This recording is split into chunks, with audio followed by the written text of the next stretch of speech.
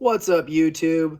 Today I will be showing you how to set or reset your clock. Here in Kansas, we have the time change, so we gotta reset things twice a year, hour forward and an hour backwards. Looked online and really didn't find a whole lot how to do it. Finally ended up going to my owner's manual, but I figured I'd make a quick video to show you how to do it and how to do that. First thing you're going to want to do is go ahead and turn on your ignition. Go ahead and come on. And once it comes on, you're going to go ahead and hold both the set and selection button. And you'll notice your time will start blinking. So there's your hour time. Start blinking. Okay.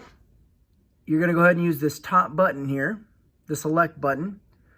And that's going to change your time all the way up, depending how you have it in a 24-hour increment or 12-hour increment is how you're going to do it. Well, currently it is 3:25 right now, so I will go to 3.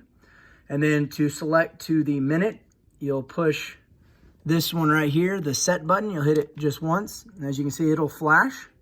Then you can select that all you want. I believe if you hold it, it'll go faster. Yep, so I'm just holding it. So we'll go all the way around back to 25 again.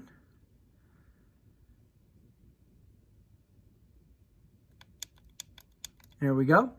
And then the next one you hit, it's going to be the whole time. You hit that one more time.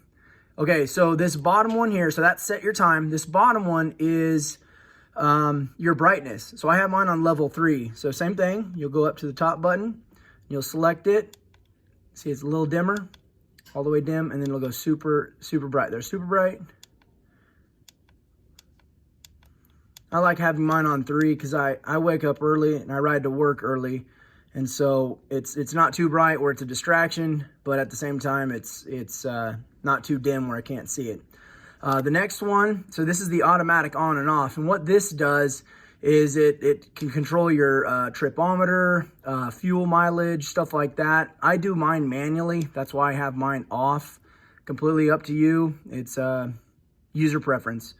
And then this last one right here, okay, miles per hour or kilometers per hour, depending on where you're at. Of course, I'm in the United States, so we use miles per hour.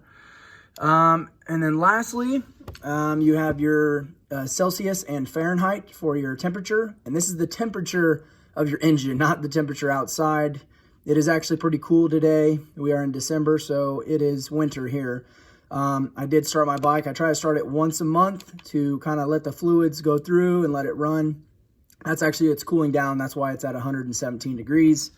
And that just is what you control it with. Like I said, Celsius and Fahrenheit. And then your last button, pretty much it's all set now. So now I have my time correct.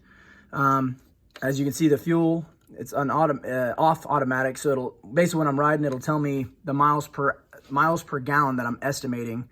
And then of course the bottom is your odometer. I hope this video helped you out. I try to make it quick and painless. This is on a 2012 Honda CBR1000RR. Thanks again for watching.